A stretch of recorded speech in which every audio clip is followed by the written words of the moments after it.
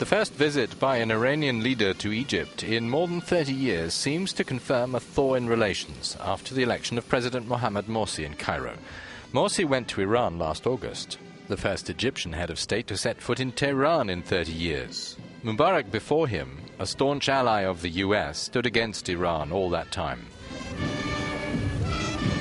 The rupture between Iran and Egypt came when Egyptian President Anwar Sadat signed a peace treaty with Israel in 1979, recognizing its right to exist. Iran held a grudge. That same year came the revolution in Iran, and the Islamic Republic was born as the Shah went into exile, offered hospitality by Egypt. The Iranians named a grand avenue in their capital after the man who assassinated Sadat. Iran is predominantly Shiite Muslim and Egypt Sunni Muslim.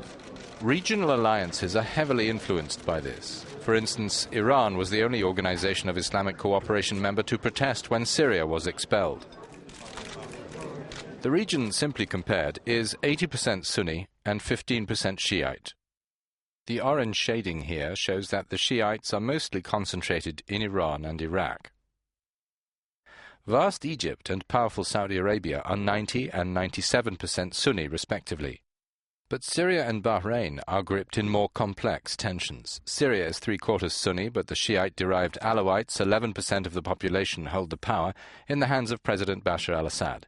Bahrain is ruled by a Sunni king, although most of the population is Shiite, less than one-third Sunni.